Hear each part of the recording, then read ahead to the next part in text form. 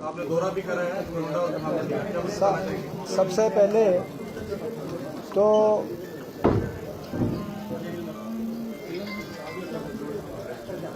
क्योंकि हमारी जो प्रेस कॉन्फ्रेंस है वो लगभग 1 घंटा देरी से शुरू हो रही है, तो उसके लिए आपसे क्षमा मांगते हैं। लेकिन क्षमा के साथ साथ आपको ये जानकारी में कि ये सारी जिम्मेदारी सरकार की। आज जो आपको इंतजार करना पड़ा उसका कारण पूर्णतः सरकार है, क्योंकि जो कल एक तुगलकी फरमान आया सरकार का कि जो 1 से खरीद होनी थी शुरू, वो अब 11 से होगी। उसके बाद ऐसी परिस्थिति बनी कि आज हमारी पानीपत में प्रेस वार्ता थी और फिर यहाँ थी, मगर बीच में कई मंडियों में हमें जाना पड़ा। पानीपत मंडी में हम गए, घोंडा मंडी में गए, करनाल मंडी में गए। ऐसी परिस्थिति बनी। आज प्रदेश का किसान इतना दुखी है, एक के बाद एक ये सरकार प्रदेश के किसान को जख्म देने का काम कर रही है, प्रदेश के किसान को चोट मारने का काम कर रही है। और हमारी मांग है सरकार से इस संदर्भ में, सबसे पहले हम ये आपके माध्यम से कि तुरंत खरीद शुरू की जाए। धान की जो न्यूनतम समर्थन मूल्य पे पीआर वैरायटी की जो खरीद है, तुरंत खरीद शुरू की जाए। हमारे बीच में जो आज प्रेस वार्ता में उपस्थित आदरणीय हमारे पूर्व विधानसभा अध्यक्ष, पूर्व कांग्रेस प्रदेश अध्यक्ष कुलदीप शर्मा जी, हमारे विधायक लाडवा से चौधरी मेवा सिंह जी, हमारे विधायक इसराना से भाई बलबीर जी, हमारे भीमसेन मेहता जी, हमारे नरेंद्र सांगवान जी, हमारे बीच में हमारे सरदार त्रिलोचन जी, हमारे पूर्व विधायक जिलेराम जी, हमारे अनिल राणा जी, हमारे युवा कांग्रेस के अध्यक्ष सचिन कुंडू जी, हमारे पूर्व विधायक सुल्तान सिंह जडोला जी, हमारे बहुत से सारे सभी साथी यहाँ पे उपस्थित हैं। तो आज हम सब आपके माध्यम से ये सरकार से मांग रखते हैं कि तुरंत खरीद शुरू हो। और इसमें खरीद में 2 बातें और हैं, सरकार की नीयत भी दिखाई देती है। जो पहले बाजरे की सरकारी खरीद से न्यूनतम समर्थन मूल्य के अपने खुद के वायदे से सरकार पहले मुकरी, उससे पीछे हटी। उसके बाद धान में प्रति एकड़ जो पिछले साल 33 क्विंटल, जो हमारी सरकार थी तो कोई कंडीशंस नहीं होती थी ऐसी। पिछले साल सरकार ने 33 क्विंटल की एक कंडीशन लगाई प्रति एकड़, उसको घटाकर इस साल 25 क्विंटल प्रति एकड़ 25 क्विंटल करने का काम हुआ। जबकि हमारे इस पूरे इलाके में आप अगर अंदाजन देखेंगे तो लगभग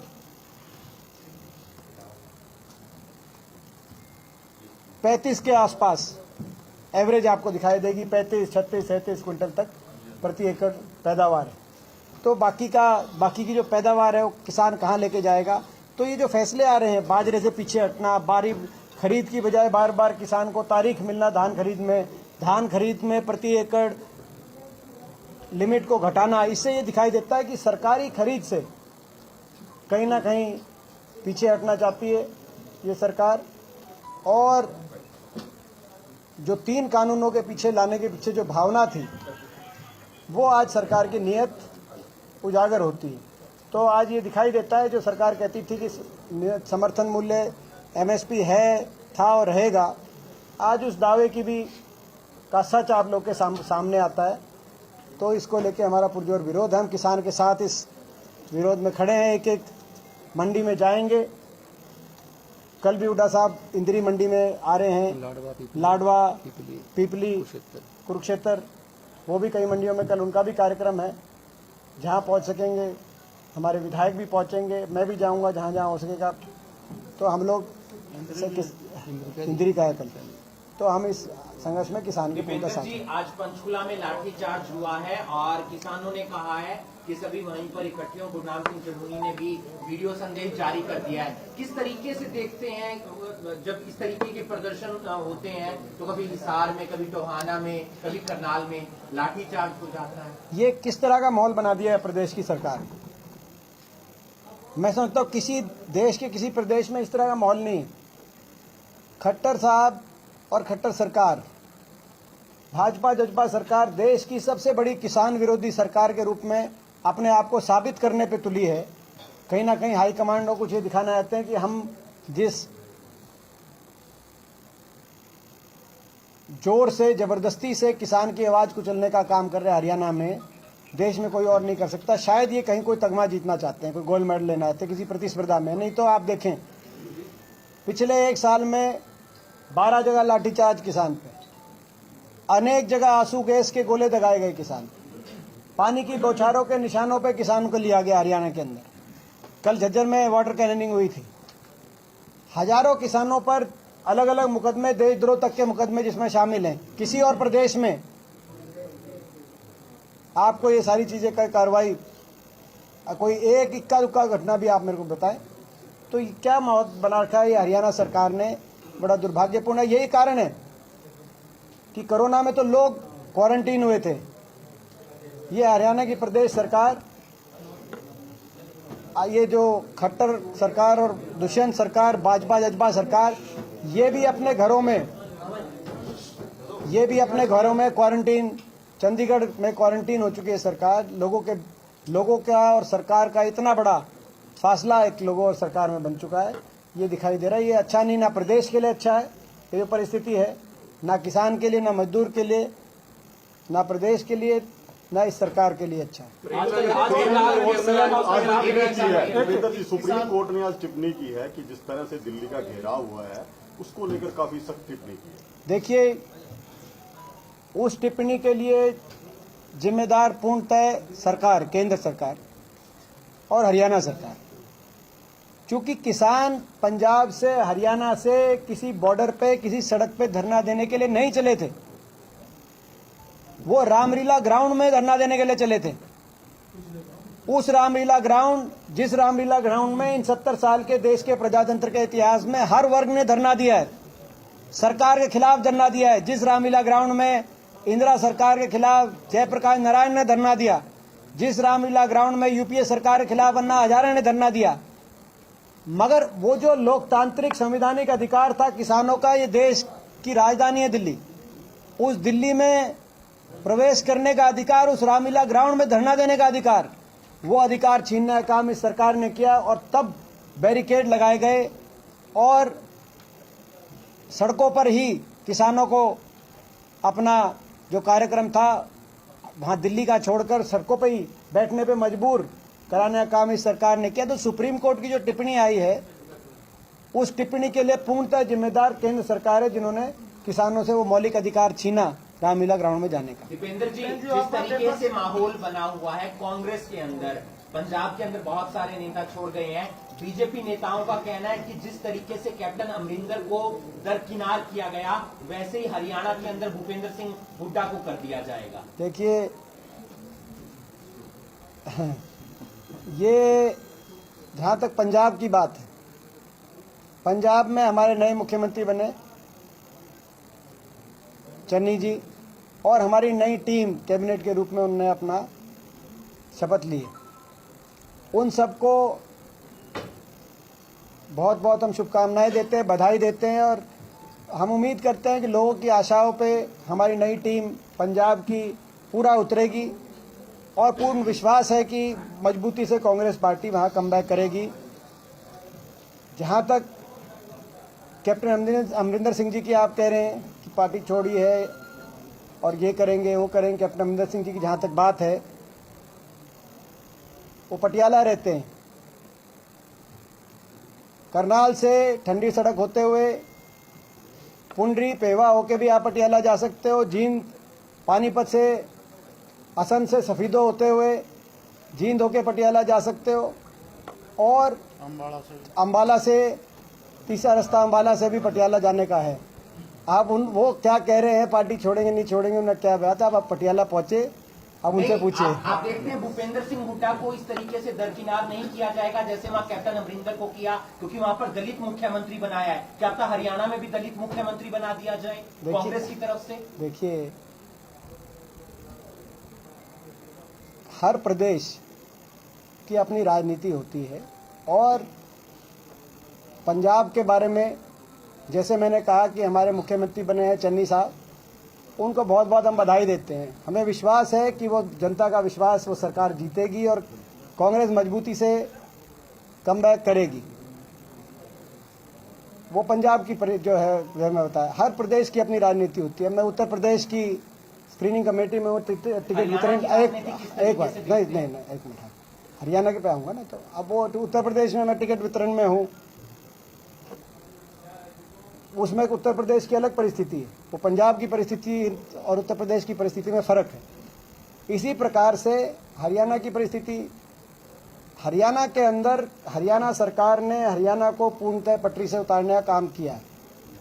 7 साल में आज कोई वर्ग ऐसा नहीं जो त्रस्त ना हो, और ऐसे में हर वर्ग हरियाणा में आशा भरी नज़र से हरियाणा को दोबारा से पटरी पर लाने के लिए, हरियाणा में सकारात्मक बदलाव लाने के लिए हर वर्ग चौधरी भूपेंद्र सिंह हुड्डा जी और कांग्रेस पार्टी की तरफ देख रहा है।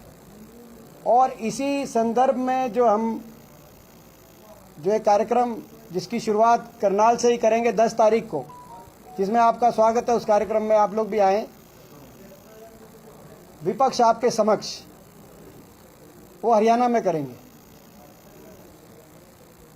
करनाल में करेंगे, करनाल से शुरुआत करेंगे। आपने कहा हरियाणा की राजनीति में क्या, हरियाणा की राजनीति में आज प्रदेश, हर प्रदेश का नागरिक एक सकारात्मक विपक्ष के रूप में चाहता है कांग्रेस पार्टी चौधरी भूपेंद्र सिंह हुड्डा जी के नेतृत्व में आगे बढ़े।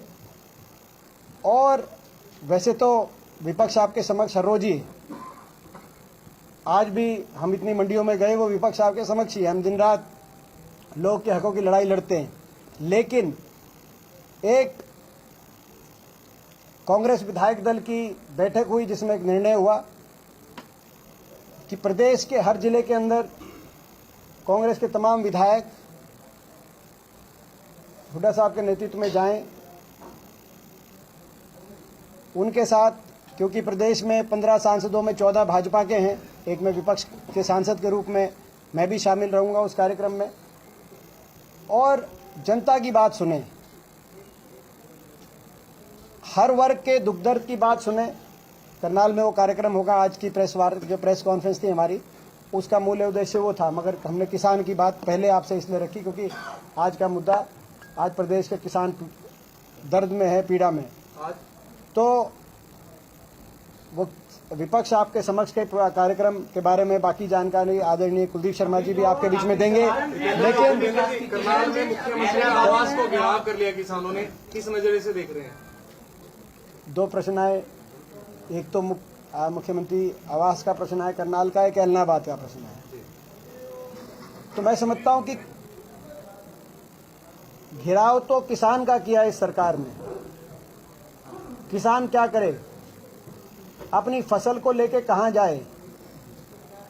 जो धान की फसल 25 को लाने को कहा गया था, फिर 1 को कहा गया था, किसान ले आया, वो आज खुले आसमान के तले मंडियों में अटी हुई फसलें किसान की पड़ी हैं।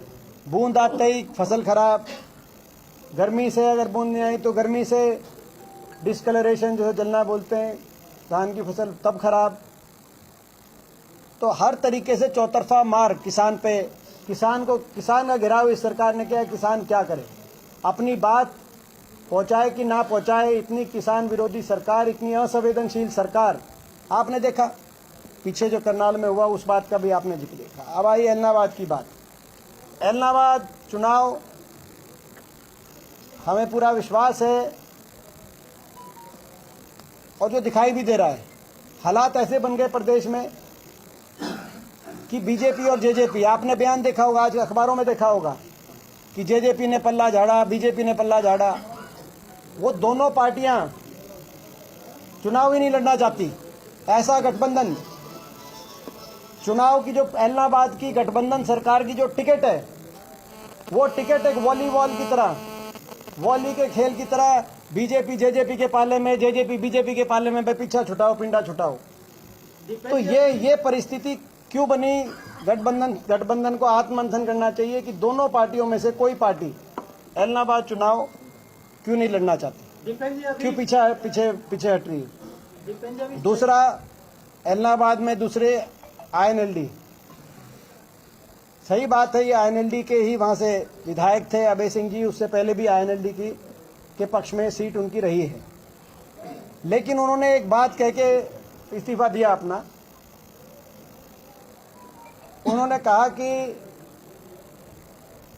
किसान आंदोलन और किसानों की मांगों को मनवाने के लिए लड़ाई तब मजबूत होगी जब इस्तीफा देके विधानसभा से बाहर आओगे। अविश्वास प्रस्ताव उस टाइम हम लेके आए थे जिसमें सरकार को घेरने का काम किया था। उस अविश्वास प्रस्ताव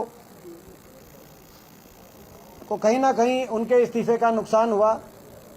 जो माहौल बनना चाहिए था विपक्ष एकजुटता से विपक्ष सरकार को की घेराबंदी करता, उसमें एक घातक साबित हुआ वो इस्तीफा, आपको याद होगा। लेकिन बहरहाल उनका दृष्टिकोण था कि 3 कानूनों की वापसी की लड़ाई तब संभव है जब विधानसभा से बाहर आओगे। तो मैं उनसे पूछना चाहता हूं आप लोग के माध्यम से, इनेलो से, कि क्या आज उसमें क्या बदलाव हुआ है? क्या 3 कानून वापस आ गए, हो गए, या अगर नहीं हुए तो अब क्या उन्हें दृष्टिकोण में बदलाव हो गया और अब वो ये मानते हैं कि अब विधानसभा और संसद में जाके ही लड़ाई लड़ी जानी चाहिए? क्योंकि ये हो सकता है बदलाव तो सृष्टि का नियम है, वो बदल गए तो सार्वजनिक तौर से कहें कि 10 महीने जो इलाहाबाद से विधायक नहीं रहे, वो कहीं ना कहीं उनका दृष्टिकोण ठीक नहीं था, विधानसभा के अंदर जाके ही लड़ाई लड़ेंगे। या अगर वो उसी दृष्टिकोण पर टिके हुए हैं कि इस्तीफा देके ही लड़ाई लड़ी जाएगी, तो क्या वो चुनाव जीतने के बाद फिर इस्तीफा देने का काम करेंगे? उनको इस बात को स्पष्ट करना चाहिए। दीपेंद्र शैलजा जी ने विपक्ष आपके समक्ष पर सवाल खड़े किए कि मतलब कोई जानकारी नहीं है, कांग्रेस का कार्यक्रम नहीं है, ये तो व्यक्तिगत कार्यक्रम है, तो लेकर चाहे कांग्रेस की फूट जाकर के इस कार्यक्रम को लेकर। देखिए, ऐसा है कि मैं कांग्रेस वर्किंग कमेटी का सदस्य हूं, कांग्रेस कार्य समिति का सदस्य हूं। संगठनात्मक विषयों पर मेरी जो भी राय होती है, क्योंकि मैं पार्टी के सर्वोच्च प्लेटफॉर्म का एक सदस्य हूं, मैं उसी प्लेटफॉर्म पे अपनी राय रखता हूं। दीपेंद्र जी, एक बड़ा अपडेट है, उस पर एक छोटा सा सवाल है। धान की खरीद कल से शुरू हो रही है। ये पहले आप ये अगर अपडेट अगर पहले आ गया होगा तो मुझे पता नहीं। अगर वेरीफाई है, हाँ जी, सीएम का बयान है सर। एक बार वेरीफाई है क्या? एक बार दिखाओ। सीएम का बाइट चल रही है सर दिल्ली के अंदर, अभी उनकी मुलाकात हुई है और ये तभी मैं आया हूँ वहां से। देखो, आज तो मंडियों में मेरे दौरे थे, कल से मंडियों में हुड्डा साहब के दौरे थे, करनाल से ही शुरुआत। तो आप समझ सकते हो, डर गई है सरकार। अगर सरकार ने सही नियत से करना होता तो 25 से 1 और 1 से 11 की तारीख नहीं देते। तारीख 11 की रखी सरकार ने, लेकिन बहरहाल किसान के दबाव में ही, विपक्ष के दबाव में ही ये जो सरकार ने अगर ये फैसला किया है, हम इसको प्रदेश के किसान की जीत मानते हैं, इस फैसले को, और इस सरकार की हार मानते हैं। ये प्रदेश के किसान की और मजदूर की जीत है, और इस खट्टर दुष्यंत सरकार की सरासर हार है। आज ये तय हो गया।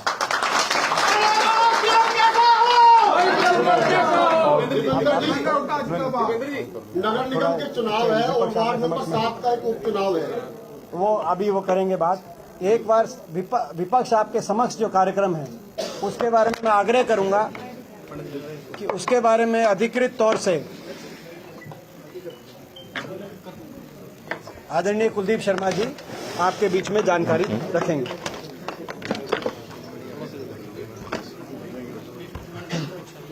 देखिए